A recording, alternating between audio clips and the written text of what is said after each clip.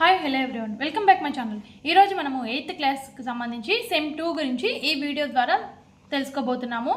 First sem ఎవరైనా చూడకుండా ఉన్నట్లయితే మన ఛానల్లో వీడియో అనేది ఇంతకుముందు ఉంది, అది చూసిన తర్వాత ఇది కంటిన్యూషన్ అనేది చూడండి. ఇక్కడ 7th లెసన్ వచ్చేసి కాంతి అన్ని ఉపరితలాల నుంచి పరావర్తనం చెందుతుంది. కాంతి అనేది ఏదైనా ఒక ఉపరితలం పైన పడినప్పుడు అది ఏం చేస్తుందంటే అది పరావర్తనం అనేది తిరిగి ప్రయాణం అనేది చేస్తుంది. దాన్ని ఏమంటారంటే పరావర్తనం అని అంటారనమాట. కాంతి క్రమాకార ఉపరితలం పైన పతనమైనప్పుడు క్రమ పరావర్తనం చెందుతుంది. అంటే క్రమాకారం అంటే ఎటువంటి గరుకుతలం ఏమీ లేకుండా ఒక సమతలమైన ఉపరితలం అనేది ఉన్నప్పుడు అక్కడ కాంతి అనేది పతనమైనప్పుడు ఏ విధంగా ఉంటుందంటే దాని పరావర్తనం క్రమ పరావర్తనంగా ఉంటుందన్నమాట. అదే గరుకుతలం పైన పతనమైనప్పుడు క్రమరహిత పరావర్తనం అనేది చెందుతుంది. అంటే అది దాని యొక్క పరావర్తన రేఖలు అనేటివి క్రమరహితంగా అనేది ఉండడం జరుగుతుందన్నమాట. ఇక్కడ ఈ పరావర్తన సూత్రాలు, ఇక్కడ కాంతి అనేది పరావర్తనం చెందాలంటే దానికి కొన్ని సూత్రాలు అనేటివి ఉన్నాయి. అవి ఏంటంటే పతన కోణం ఎల్లప్పుడూ పరావర్తన కోణానికి సమానంగా ఉంటుంది. పతన కోణం అంటే మనకి కాంతి అనేది పడే కోణం అనేది ఎప్పుడూ కూడా పరావర్తన కోణానికి అనేది ఏ విధంగా ఉంటుందంటే సమానంగా ఉంటుంది. ఇక్కడ చూసినట్లయితే ఇక్కడ ఇది ఉపరితలం అనమాట. ఈ ఉపరితలానికి కాంతి అనేది ఎలా పడుతుంది? పతన కిరణము ఈ విధంగా ఈ సైడ్ నుంచి డైరెక్షన్లో కాంతి అనేది పడినప్పుడు ఆ ఉపరితలం నుంచి పరావర్తనం తిరిగి మళ్ళీ ప్రయాణం అనేది చేస్తుంది. ఇది పరావర్తనం, ఇది పతన కిరణం అవుతుంది, ఇది పరావర్తన కిరణం అనేది అవుతుంది. ఈ రెండు కూడా ఏ విధంగా ఉంటాయి? ఈ కోణాలు అనేటివి ఇక్కడ కోణం అనేది చేస్తుంది అనమాట ఉపరితలానికి. ఈ రెండు ఇక్కడ కోణాలు అనేటివి ఏ విధంగా ఉంటుంది? ఇది ఈ కోణం కూడా రెండు సమానంగా అనేది ఉంటుందన్నమాట. పతన కిరణము, పరావర్తన కిరణము మరియు పతన తలానికి పతన బిందువు గీసిన లంబం ఒకే తలంలో ఉంటాయి. ఇక్కడ ఏంటంటే ఈ ఉపరితలానికి గీసిన లంబం అనేది ఈ పతన కిరణము అలాగే పరావర్తన కిరణం అనేది కూడా ఈ తలానికి ఏ విధంగా ఉంటుంది? ఒకే తలంలో ఉండడం జరుగుతుందన్నమాట. తర్వాత దర్పణంలో ఏర్పడే ప్రతిబింబంలో వస్తువు యొక్క ఎడమవైపు కుడివైపుకు మరియు వస్తువు కుడివైపు ఎడమవైపుకు కనిపిస్తాయి. దీనినే పార్శ్వ విలోమం అని అంటారు. ఒక దర్పణంలో ఒక ప్రతిబింబం అనేది ఏర్పడితే అది ఏ విధంగా కనిపిస్తుంది? ఆ వస్తువు ఎడమ కుడిగాను కుడి ఎడమగాను కనిపిస్తుంది. దాన్ని ఏమంటారంటే అలా కనిపించడాన్ని పార్శ్వ విలోమం అని అంటామన్నమాట. సూర్యుని కాంతి తెల్లని కాంతి. సూర్యుడు అనేది మనకి కాంతి అనేది ఏ విధంగా కనిపిస్తుంది? తెల్లగా ఉండే కాంతి కనిపిస్తుంది, కానీ అది 7 రంగుల యొక్క కలయికనే ఈ సూర్యుని కాంతిగా ఉంటుందన్నమాట. తర్వాత కాంతి విక్షేపణం. కాంతి విక్షేపణం అంటే కాంతి రంగులుగా విడిపోవడాన్ని కాంతి విక్షేపణం అని అంటారు. కాంతి అనేది రంగులుగా విడిపోవడాన్ని విక్షేపణం అని అంటామన్నమాట. ఇక్కడ ఇంద్రధనుస్సు అనేది విక్షేపణం చూపే సహజ ప్రక్రియ. ఇంద్రధనుస్సు అనేది మనకి కాంతి అనేది రంగులుగా 7 రంగులుగా విడిపోతుంది కాబట్టి అది మనకి సహజంగా మనం చూసే సహజమైన ప్రక్రియ అన్నమాట. బహుళ చిత్రాలు. ఇక్కడ బహుళ చిత్రాలు అనేటివి ఎక్కడ ఉంటుందంటే క్షౌరశాలలోని అద్దము బహుళ చిత్రాలని ఏర్పరుస్తుంది. ఇక్కడ క్షౌరస్థాలలోని అద్దం అనేది బహుళ చిత్రాలను ఏర్పరచడం జరుగుతుందన్నమాట. అది కొంత కోణంతో చూస్తున్నప్పుడు 2 దర్పణాలు, కొంత కోణంలో చూస్తే అక్కడ 2 దర్పణాలు అనేటివి ఏర్పాటు చేయబడి ఉంటాయన్నమాట. తర్వాత అందబిందువు అంటే దృక్నాడి మరియు రెటీనా కలిసే చోటు ఏర్పడుతుంది. దీనినే అందబిందువు అంటారు. మన కంటిలో ఉండే రెటీనా అలాగే దృక్నాడి అనేది 2 కలిసే చోట ఏర్పడే ఒక బిందువుని ఏమంటారంటే అందబిందువు అని అంటామన్నమాట. సెకనుకు 16 కంటే ఎక్కువ వేగం ఉన్నప్పుడే ఒక వస్తువు కదులుతుంది అని మన కన్ను అనేది గుర్తించగలుగుతుంది. అంటే మనకి ఒక వస్తువు కదులుతుంది, చలనం చేస్తుంది అని చెప్పి మన కన్ను ఎప్పుడు గుర్తిస్తుంది అంటే ఒక సెకనుకు 16 కంటే ఎక్కువ వేగము కానీ ఉన్నట్లయితే ఆ వస్తువు కదులుతుంది అని చెప్పి మనము గుర్తించగలుగుతామన్నమాట. తర్వాత నెక్స్ట్ చూసినట్లయితే కంటితో అత్యంత సౌకర్యవంతంగా 25 సెంటీమీటర్ల దూరంలో ఉన్న వాటిని చూడడం జరుగుతుంది. మనకి సౌకర్యవంతంగా ఎంత దూరంలో మనం చూడగలుగుతామంటే 25 సెంటీమీటర్ల వరకు మనం చూడగలుగుతాం సౌకర్యవంతంగా. ఇక్కడ పగటిపూట పక్షులకు ఎక్కువ శంకులు తక్కువ దండాలు ఉంటాయి. వాళ్ళ పగటిపూట సంచరించే పక్షులకు వాటి కళ్ళల్లో ఎక్కువ శంకులు అదేవిధంగా తక్కువ దండాలు ఉండడం వల్ల అవి పగటిపూట బాగా చూడగలుగుతాయి అన్నమాట. రాత్రిపూట గుడ్లగూబ వంటి పక్షులకు తక్కువ శంకువులు ఎక్కువ దండాలు ఉండడం వల్ల అవి రాత్రిపూట చూడగలుగుతాయి అన్నమాట. తర్వాత లూయి బ్రెయిలీ అంటే దృష్టిలోపం ఉన్నవారు ఉపయోగించుకునే వనరులలో అత్యంత ప్రజాదరణ పొందిన వనరు ఏంటి అంటే లూయి బ్రెయిలీ. అంటే దృష్టిలోపం అంటే కనిపించకుండా చూపు లేని వాళ్ళ కోసం ఉపయోగించేదే ఈ బ్రెయిలీ లిపి అన్నమాట. ఇది 1821లో ప్రచురించారు. ఇది 1832లో ఆమోదించారు. ఈ లూయి బ్రెయిలీ అనే లిపిని ఎప్పుడు ప్రచురించారంటే 1821లో ప్రచురించితే అది ఎప్పుడు ఆమోదం పొందిందంటే 1832లో ఆమోదం అనేది పొందడం జరిగిందనమాట. బహుళ పరావర్తనం వల్ల కెలిడియోస్కోప్లో అందమైన నమూనాలు ఏర్పడతాయి. అంటే కాంతి అనేది ఒకటే ఒక పరావర్తనం చెందడం వల్ల ఒక కాంతి అనేది ఏర్పడితే ఈ విధంగా బహుళ పరావర్తనం చెందితే అప్పుడు అందమైన నమూనాలు అనేవి ఏర్పడతాయి అన్నమాట. దీంట్లో చూడొచ్చు మనము కెలిడియోస్కోప్లో బహుళ పరావర్తనం అనేది చూడవచ్చు అనమాట. తర్వాత కంటిలోని భాగాలు, మన కంటిలో ఉండే భాగాలను మనం చూసినట్లయితే కార్నియా, నల్లగుడ్డు అనేది ఉంటుంది. నల్లగుడ్డుని ఏమంటారు? ఐరిస్ అని అంటారు.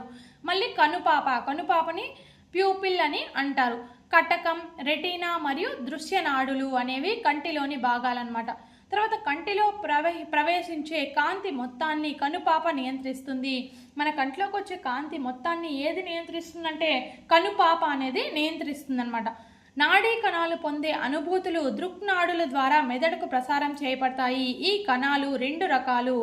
ఇక్కడ నాడీ కణాలు అనేటివి మనం పొందే అనుభూతులు అనేటివి ఈ దృక్నాడుల ద్వారా, కంటిలో ఉండే దృక్నాడుల ద్వారా మెదడుకి ప్రసారం అనేది చేస్తాయన్నమాట. అందుకు అవి మనకి ఆ విధంగా ప్రసారం చేసేటివి ఆ కణాలు అనేటివి ఏ విధంగా ఉంటాయి? 2 రకాలుగా ఉండడం జరుగుతుంది. అవి ఇందాక చెప్పినట్లు శంకులు మరియు దండాలు అనేటివి ఉంటాయి. శంకులు అనేటివి ప్రకాశవంతమైన కాంతికి స్పందిస్తాయి, అంటే రంగును గుర్తిస్తాయి అన్నమాట. దండాలు అనేటివి తక్కువ కాంతిని స్పందిస్తాయి, అంటే రాత్రి పూటకి ఇవి దండాలు అనేటివి ఎక్కువగా ఉంటాయి. రాత్రిపూట పక్షులకి దండాలు అనేవి ఎక్కువగా ఉంటాయి కాబట్టి అవి రాత్రిపూట అంటే తక్కువ కాంతి ఉండేటప్పుడు కూడా అవి స్పందించడం జరుగుతుంది అనమాట. ఇంతటితో ఈ లెసన్ అనేది కంప్లీట్ అయిపోయింది. నెక్స్ట్ అభ్యాసం చూసినట్లయితే సమతల దర్పణం ముందు ఒక వ్యక్తి 1 మీటరు దూరంలో ఉంటే ప్రతిబింబం అనేది ఎంత దూరంలో కనపడుతుంది అంటే 2 మీటర్ల దూరంలో మనకి వాళ్ళ యొక్క ప్రతిబింబం అనేది కనిపించడం జరుగుతుందన్నమాట. మీరు ఒక సమతల దర్పణం ముందు నిలబడిన మీ కుడి చేతితో ఎడమ చెవిని పట్టుకొని ఉంటే దర్పణంలో మీ ప్రతిబింబం కుడి చెవిని ఎడమ చెవితో పట్టుకున్నట్లు కనిపిస్తుంది. దీనిని ఏమంటారంటే పార్శ్వ విలోమం అంటారు. అంటే ఎడమ కుడిగాను, ఇక్కడ కుడి అనేది ఎడమగాను, ఎడమ అనేది కుడిగాను మారినట్లు కనిపిస్తుంది. దాన్ని ఏమంటారు? పార్శ్వ విలోమం అని అంటారు అన్నమాట. తర్వాత నెక్స్ట్ వచ్చేసి మీరు తక్కువ కాంతితో చూస్తున్నప్పుడు కంటిపాప యొక్క పరిమాణం పెద్దది అవుతుంది. మనం తక్కువ కాంతిలో కానీ మనం చూస్తున్నట్లయితే మన కనుపాప అనేది పరిమాణం పెద్దదిగా అవుతుందన్నమాట. రాత్రి తిరిగే పక్షులకు కళ్ళల్లో దండాల కన్నా శంకువులు తక్కువగా ఉంటాయి. దండాలు అనేది ఎక్కువగా ఉంటాయి, శంకువులు తక్కువగా ఉంటాయి అన్నమాట. పతన కోణం పరావర్తన కోణానికి సమానం అనేది ఎప్పుడు సమానంగా ఉంటుందా? కొన్ని సందర్భాల్లో ఉంటుందా? ప్రత్యేక సందర్భాల్లో ఉంటుందా? ఎప్పుడూ కాదా? ఇక్కడ ఎల్లప్పుడూ కూడా పతన కోణం అనేది పరావర్తన కోణానికి ఏ విధంగా ఉంటుంది? సమానంగా ఉంటుందన్నమాట. సమతల దర్పణంలో ఏర్పడే ప్రతిబింబము, సమతల దర్పణంలో ఏ విధమైన ప్రతిబింబం ఏర్పడుతుంది? మిథ్యా ప్రతిబింబము దర్పణం వెనుక మరియు వస్తువు పరిమాణంలో సమానంగా ఉంటుంది. అక్కడ సమతలంగా ఉండే దర్పణంలో ఏం ప్రతిబింబం ఏర్పడుతుందంటే మిథ్యా ప్రతిబింబం అనేది ఏర్పడుతుంది. తర్వాత నెక్స్ట్ 2 దర్పణాలను 90 డిగ్రీల కోణం ఉన్నాయి. ఒక దానిపై 30 డిగ్రీల కోణం చేస్తూ కాంతి కిరణం పడింది. ఇక్కడ పరావర్తన కిరణం 2 దర్పణం నుంచి ఎంత కోణం చేస్తుంది? ఇక్కడ 2 దర్పణాలు అనేటివి ఉన్నాయి, 90 డిగ్రీల కోణంలో ఉన్నాయి. ఇక్కడ మొదటి దర్పణంపై కాంతి కోణం అనేది ఎంత పడింది? 30 డిగ్రీలు పడింది. రెండవ దర్పణం నుంచి కాంతి అనేది 60 డిగ్రీల కోణం అనేది చేస్తుంది. ఇక్కడ బొమ్మలో మనం చూసినట్లయితే ఇది ఒక 2 దర్పణాలు అన్నారు కాబట్టి ఇది ఒక దర్పణం, ఇది ఒక దర్పణం.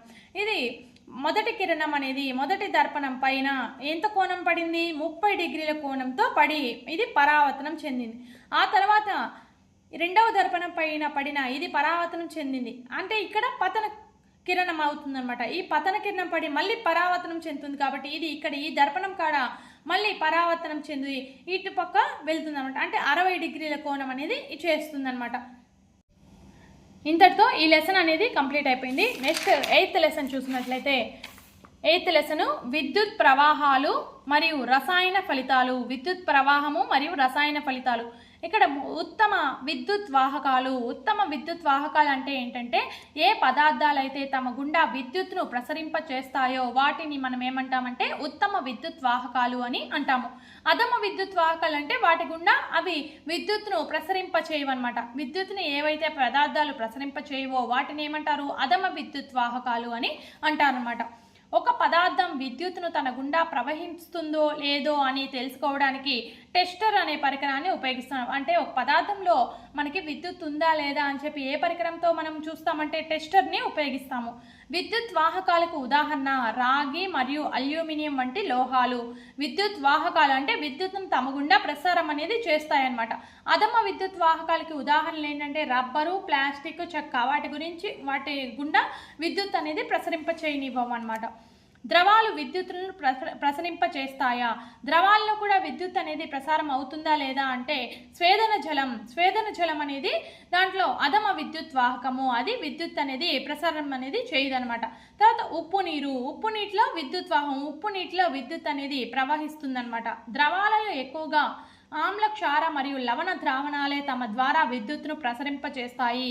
స్వేదన జలం అంటే ఎటువంటి ఆమ్ల, క్షార, లవణ లక్షణాలను కలిగి ఉండదు కాబట్టి స్వేదన జలంలో అధమ విద్యుత్ వాహకంగా ఉంటుంది. అదేవిధంగా ఉప్పు నీరు, అదేవిధంగా ఆమ్ల, క్షార, లవణ లక్షణాలను కలిగి ఉండే ద్రావణాల్లో విద్యుత్ అనేది ప్రసారం అనేది చేస్తుందన్నమాట. తర్వాత విద్యుత్ యొక్క రసాయన ఫలితం చూసుకున్నట్లయితే విద్యుత్తును ఒక వాహక ద్రావణం గుండా చర్యకు కారణమవుతుంది. ఒక ద్రావణం గుండా చర్యకు గురి అవుతుందన్నమాట. పొడవైన 2 ఘటాల నుంచి కార్బన్ కడ్డీలు నీటిలో ఉంచిన విద్యుత్ ప్రవహింప చేసినట్లయితే ఎలక్ట్రోడ్ల వద్ద గాలి బుడగలు ఏర్పడుతున్నాయి. ఇక్కడ ఒక 2 ఎలక్ట్రోడ్లు మనం తీసుకొని దాన్ని మనము కానీ విద్యుత్ అనేది దానికి ప్రసరింప చేసినట్లయితే అక్కడ కడ్డీల చివర ఏం ఏర్పడుతుందంటే ఎలక్ట్రోడ్ల వద్ద గాలి బుడగలు అనేవి ఏర్పడడం జరుగుతుంది. ఎలక్ట్రోడ్ల పైన లోహ నిక్షేపాలను చూడవచ్చు. ఇక్కడ ఎలక్ట్రోడ్ల పైన లోహం అనేది నిక్షేపం అనేది అవ్వడం చూడవచ్చు. ఇక్కడ లోహపు మూత అనేది ఉంటుందన్నమాట.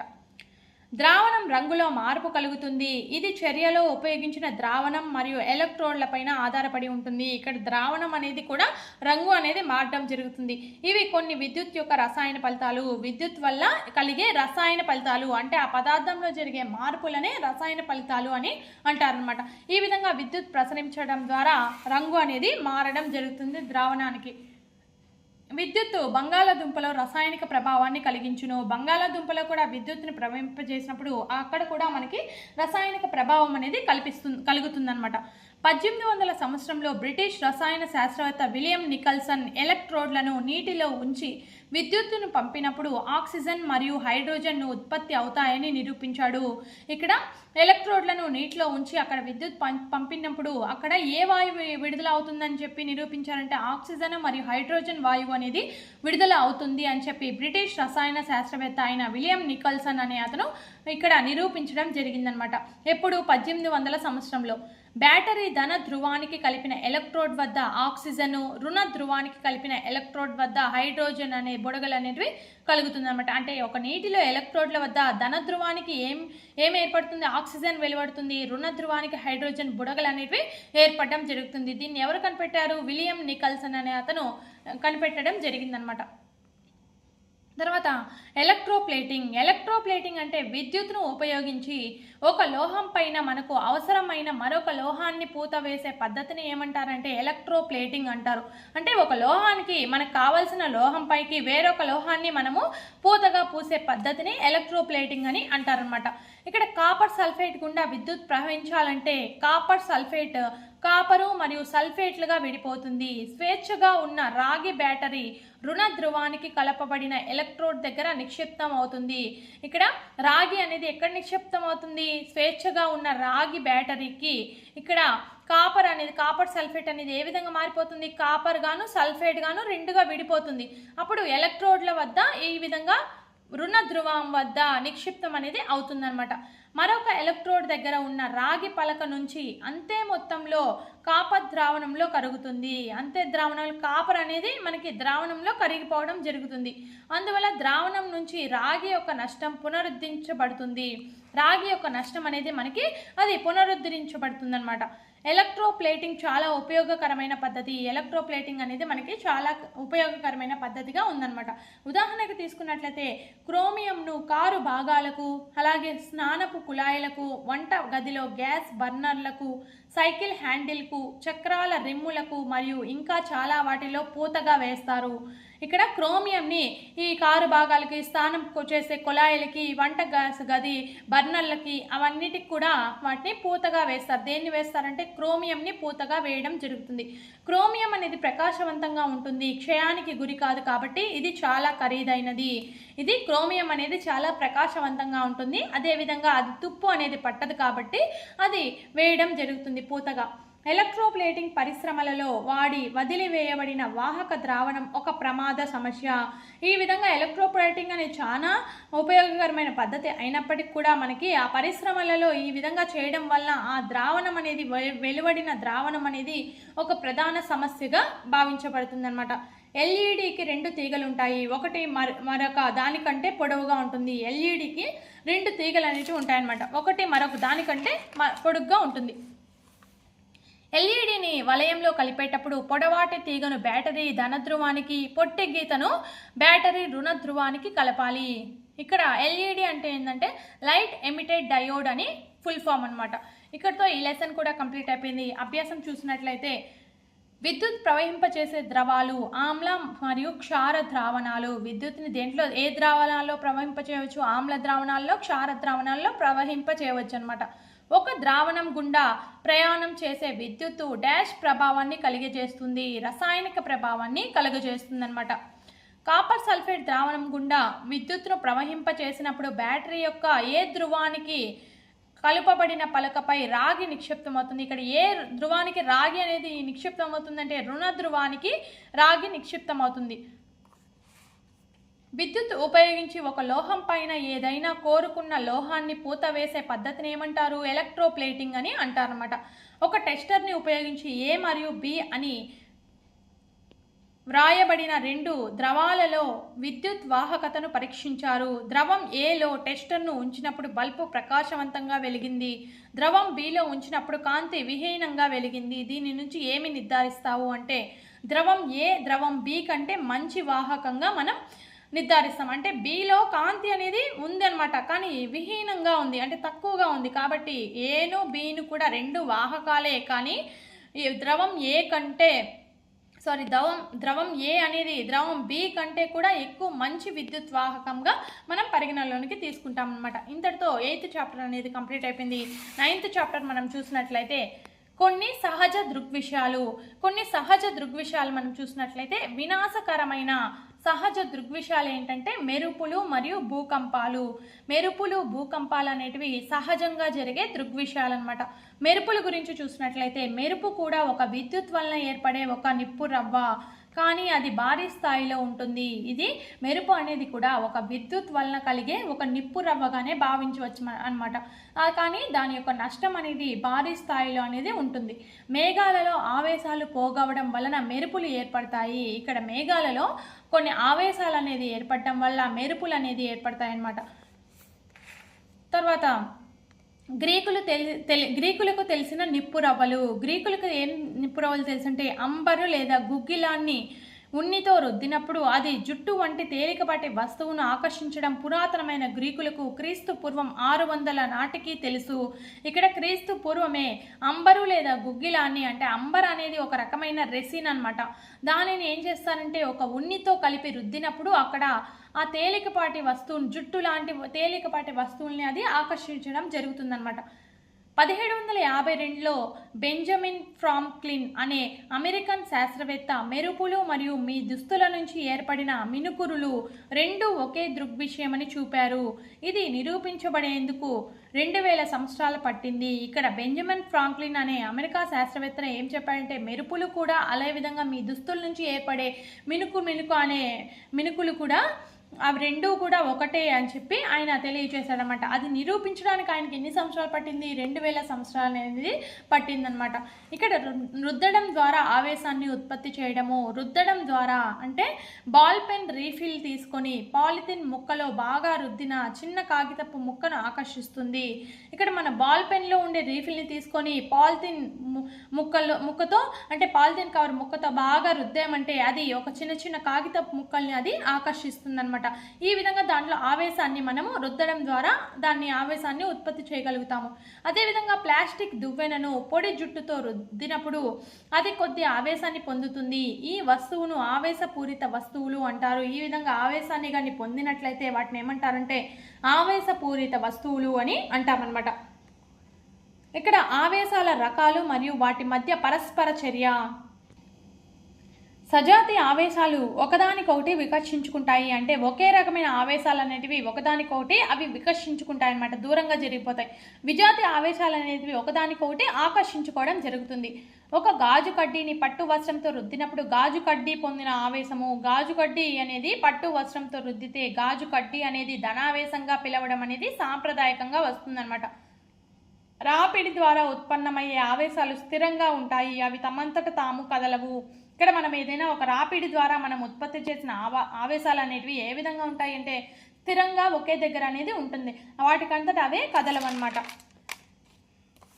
నెక్స్ట్, ఆవేశాలు కదులుతున్నప్పుడు అవి విద్యుత్ ప్రవాహాన్ని ఏర్పరుస్తాయి. విద్యుత్ అనేది ఏ విధంగా ఏర్పడుతుందంటే ఆవేశాలు అనేది కదులుతున్నప్పుడు మాత్రమే ఆ విద్యుత్ అనేది ప్రవాహం అనేది ఉంటుందన్నమాట.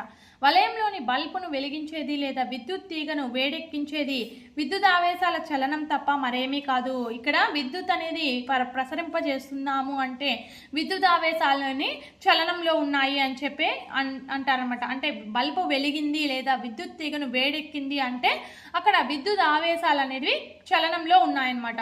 ఇక్కడ ఆవేశాల బదిలీ. ఒక వస్తువు ఆవేశాన్ని కలిగి ఉందా లేదా అని పరీక్షించడానికి ఉపయోగించే పరికరం ఎలక్ట్రోస్కోపు లేదా విద్యుత్ దస్సిని. ఇక్కడ ఒక వస్తువులో ఆవేశం ఉందా లేదా అని చెప్పి పరీక్షించే పరికరం ఏంటి అంటే ఎలక్ట్రోస్కోపు లేదా విద్యుత్ దస్సిని అన్నమాట. విద్యుత్ ఆవేశాన్ని ఆవేశపూరిత వస్తువు నుంచి మరొక వస్తువుకు లోహ వాహకం ద్వారా బదిలీ చేయవచ్చు. ఇక్కడ విద్యుత్ ఆవేశాన్ని విద్యుత్ ఉండే ఆవేశాన్ని మనము ఆవేశపూరిత వస్తువు నుంచి ఒక వస్తువులో ఆవేశం అనేది ఉన్నట్లయితే దాన్ని మరొక వస్తువుకి అంటే లోహవాహకం ద్వారా బదిలీ అనేది చేయవచ్చు. అలోహాల ద్వారా విద్యుత్ ప్రవహింపచేయదు కాబట్టి లోహవాహకం ద్వారా విద్యుత్ అనేది బదిలీ అనేది చేయవచ్చు అనమాట. ఉత్సర్గం అంటే ఆవేశం కోల్పోవడం. ఉత్సర్గం అంటే ఆవేశాన్ని కోల్పోవడాన్ని ఉత్సర్గం అంటారన్నమాట. ఆవేశపూరిత వస్తువు నుంచి ఆవేశాన్ని భూమికి బదిలీ చేసే ప్రక్రియని ఎర్తింగ్ అంటారు. ఆవేశపూరిత వస్తువు నుంచి మనము ఆ ఆవేశాన్ని భూమికి కానీ పంపించినట్లయితే బదిలీ చేసినట్లయితే ఆ ప్రక్రియని ఏమంటామంటే ఎర్తింగ్ అని అంటామన్నమాట. విద్యుత్ ప్రవాహ లీకేజీ వల్ల విద్యుత్ షాకుల నుంచి మనం రక్షించుకోవడం కొరకు భవనాల్లో ఎర్తింగ్ చేయబడుతుంది. ఈ ఎర్తింగ్ అనేది మనకి ఎందుకు చేస్తారంటే ఈ విద్యుత్ ప్రవాహం చేస్తున్నప్పుడు అక్కడ ఏదైనా లీకేజ్ ఉండడం వల్ల లేదా ఆ విద్యుత్ వల్ల మనకి ఏదైనా షాక్ తగలకుండా ఉండడానికి ఈ భవనాల్లో ఎర్తింగ్ అనేది చేయడం జరుగుతుందన్నమాట. తర్వాత చూసినట్లయితే మెరుపుల కథ. మెరుపులు అనేది ఏ విధంగా ఏర్పడతాయి అంటే ఉరుములతో కూడిన వర్షం సందర్భంలో నీటి బిందువులు దిగువకు కదులుతున్నట్టుగా గాలి పైకి కదులుతుంది. మనకి ఉరుములతో కూడిన వర్షం అనేది ఏర్పడుతున్నప్పుడు మనకి నీటి బిందువులు అనేది మనకి భూమిపైకి కిందకి వస్తున్నట్లుగా గాలి అనేది పైకి కదులుతూ ఉన్నట్లుగా కనిపిస్తుంది అనమాట. ఈ తీవ్రమైన కదలికల్నే ఆవేశాలు వేరు చేస్తాయి. ఈ తీవ్రంగా కదలిక జరుగుతున్నప్పుడు ఈ ఆవేశాలు అనేటివి వేరు చేస్తాయి అన్నమాట. మేఘాలు ఎగువ అంచుల దగ్గర మేఘాలు అనేటివి ఉంటాయి కదా, ఆ మేఘాల పైన ఎగువ అంచున ఏముంటాయి ధనావేశాలు ఉంటాయి మరియు దిగువ అంచులో రుణావేశాలు అనేటివి పోగవడం జరుగుతుంది. ఇలా పేరుకుపోయిన ఆవేశాలు పెద్ద మొత్తంలో మారినప్పుడు విద్యుత్ బంధకమైన గాలి అనేది వాటి ప్రవాహాన్ని నిరోధించలేకపోతుంది. గాలి అనేది ఆ రెండు ఆవేశాలు కలవకుండా అది నిరోధించలేకపోతుంది అనమాట. ఈ విధంగా ఆవేశాలు అనేటివి ఎక్కువైపోతాయి. ఈ రుణావేశాలు ధనావేశాలు రెండు కూడా కలిసిపోయి ప్రకాశవంతమైన కాంతి యొక్క చారలను మరియు ధ్వనిని ఉత్పత్తి చేస్తాయి. ఈ రెండు ఆవేశాలు కూడా కలిసిపోయినప్పుడు ఎక్కువ మనకి కాంతి మరియు చారల రూపంలో ఎక్కువ ధ్వని అనేది ఉత్పత్తి అవుతుంది. ఈ కాంతి యొక్క చారలను మెరుపులు అంటారు. మనకి కాంతి రూపంలో కనిపించే దాన్ని ఏమంటారంటే మెరుపులు అంటారు. ఈ ప్రక్రియని అంటే కాంతి అనేది వెలువడుతుంది కాబట్టి కాంతి రూపంలో విద్యుత్ అనేది వెలువడుతుంది కాబట్టి విద్యుత్ ఉత్సర్గం అని కూడా అంటారనమాట. విద్యుత్ ఉత్సర్గ ప్రక్రియ రెండు లేదా అంతకంటే ఎక్కువ మేఘాల మధ్య లేదా మేఘాలు మరియు భూమి మధ్య జరగవచ్చు. అంటే ఒకే మేఘం ద్వారా జరగకపోవచ్చు అనమాట. ఒకటి లేదా రెండు కంటే అంతకంటే ఎక్కువ మేఘాల ద్వారా విద్యుత్ ఉత్సర్గం అనేది జరగవచ్చు అనమాట. మెరుపుల నుంచి భద్రత. మెరుపులు కానీ మనకి సంభవించినట్లయితే మనం ఏ విధంగా భద్రత అనేది తీసుకోవాలి అంటే మెరుపులు పిడుగులు పడే సమయంలో బహిరంగ ప్రదేశాల్లో సురక్షితం కాదు. అంటే బయట ఉండడం అనేది సురక్షితం అనేది కాదనమాట.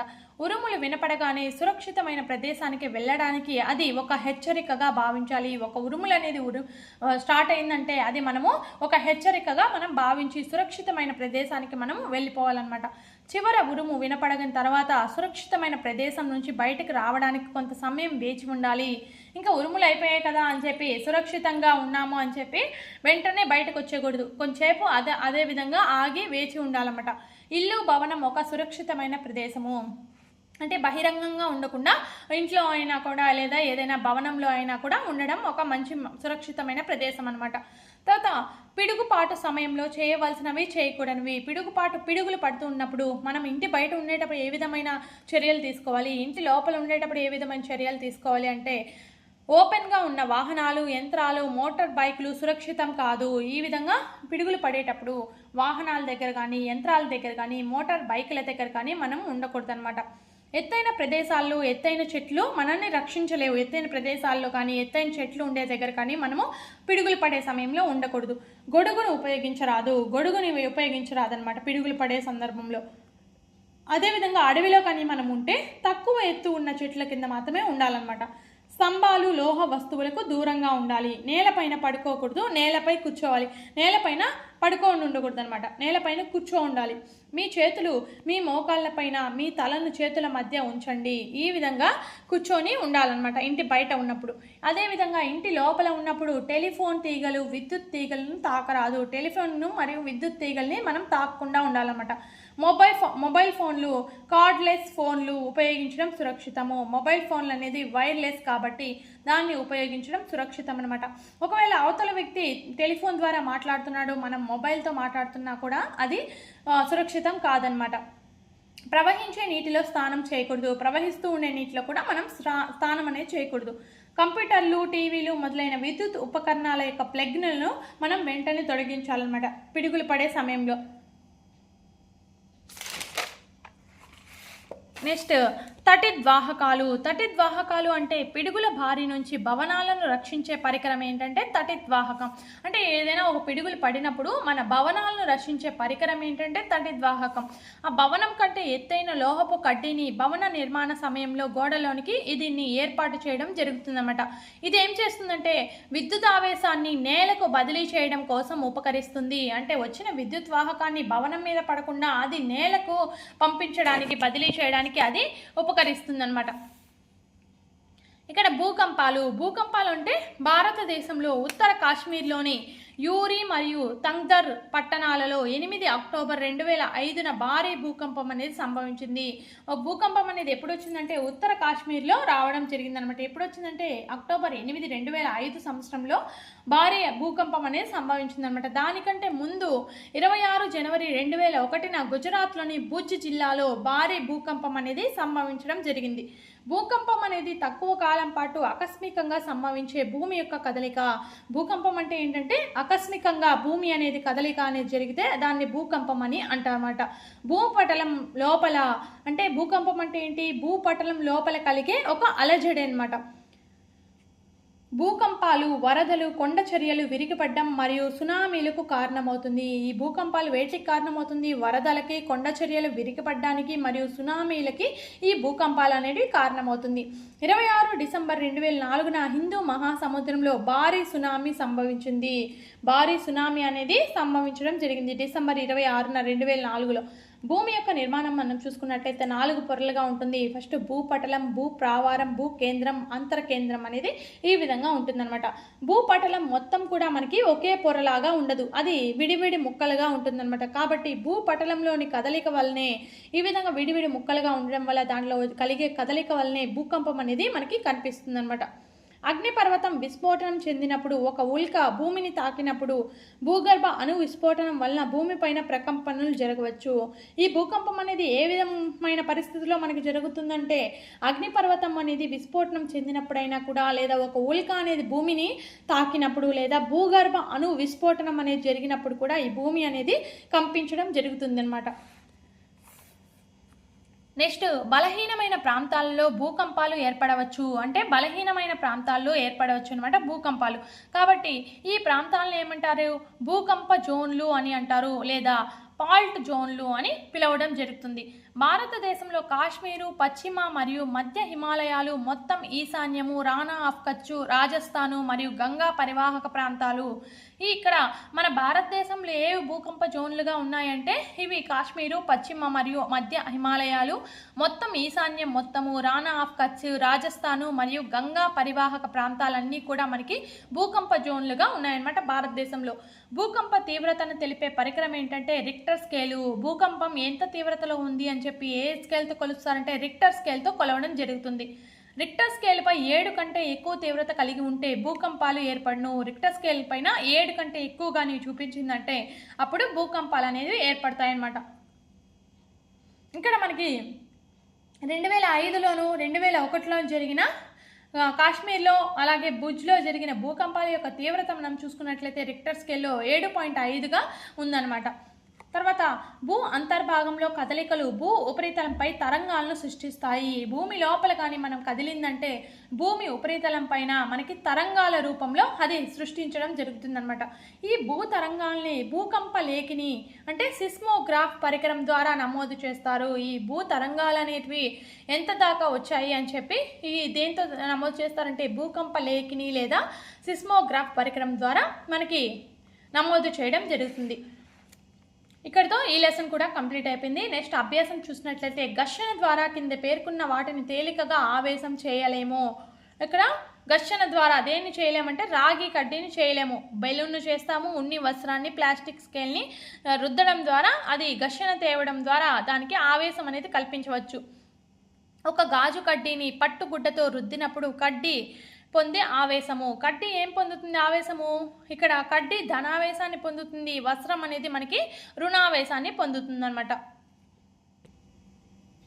ఇంతటితో ఈ లెసన్ కూడా కంప్లీట్ అయిపోయింది.